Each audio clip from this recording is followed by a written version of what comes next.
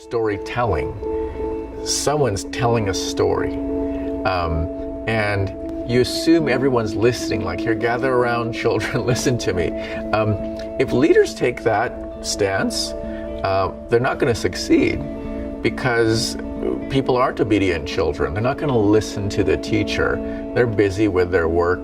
They're busy with their life. And so what I've seen is that a leader doesn't start with storytelling. They start with story listening. That leader has to have a command of the past of the organization, because leaders bridge the past and the future and the present. They refer to the past to enable people to feel the present and to see the future.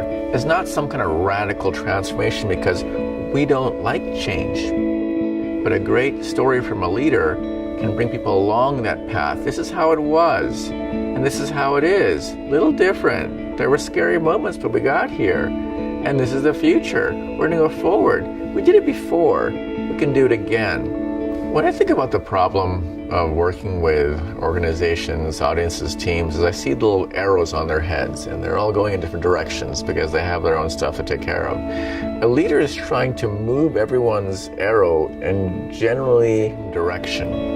And the way to do that is they talk about what North Pole is, North Star is. What is a story that gets everyone's arrow to point in the same direction? You know, when you hear the word design, you'll hear the word empathy used, like within a few words of its radius. It's about how it makes you feel, not how it makes me, the designer, feel. How do you feel matters more. I will only know how you feel if I've listened to you. Design tends to mean that you're not taking the linear path.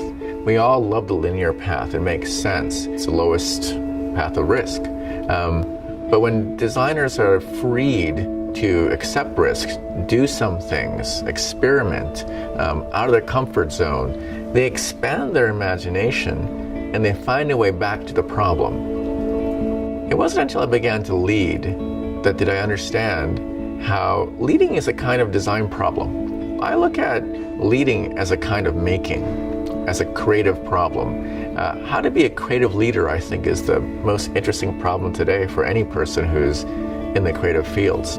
What's the future of storytelling? I think it has a lot more to do with listening than telling.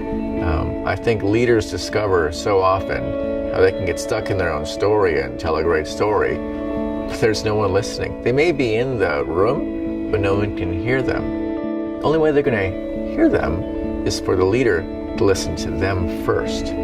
Story listening has to come before leaders' storytelling.